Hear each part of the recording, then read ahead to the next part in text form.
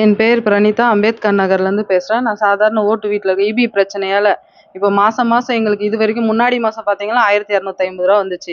திடீர்னு இந்த மாசம் வந்து ரூ. 5000 ரூ. 5791 வந்திருக்குது.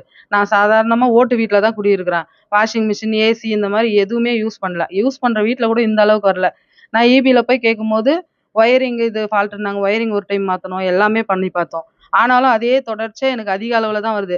சரி, அதிக அளவுல வந்தாலும் 1000 சில்ற அந்த மாரி 2000த்துக்குள்ள வரும்போது ஏதோ ஒண்ணு நாங்க அட்ஜஸ்ட் பண்ணி கட்டிட்டு வந்தோம். ஆனா திடீர்னு இப்போ 6000 எட்டும்போது எங்களால கட்டுறதுக்கான சூழ்நிலை இல்ல. ஆனா கட்டியே ஆகணும். கட்டலன்னா ஈபி கனெக்ஷன் கட் ஆயிரும். நாங்க என்ன பண்ண முடியும் அத?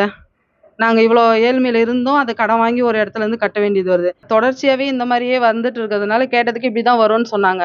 மீட்டர் பாக்ஸ் மாத்தி பார்க்கலாம். மாத்துனா நார்மல் ஆயிரும் அப்படின்னு சொன்னாங்க. அதனால மீட்டர் பாக்ஸும் மாத்துனோம்.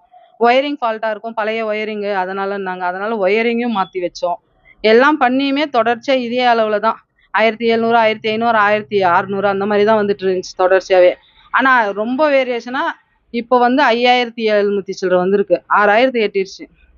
ஏசி அந்த மாரி எந்த ஒரு இதுவுமே யூஸ் பண்றதில்ல. ஆனா எல்லா இடத்துலயுமே அதெல்லாம் யூஸ் பண்ற இடத்துல கூட இந்த அளவுக்கு கரண்ட் பில்ல நான் கேள்வியே பட்டதில்ல. இந்த அளவுக்கு இங்க ஒரு சாதாரண வீட்ல வந்தா நாங்க எப்படி கட்டுறது?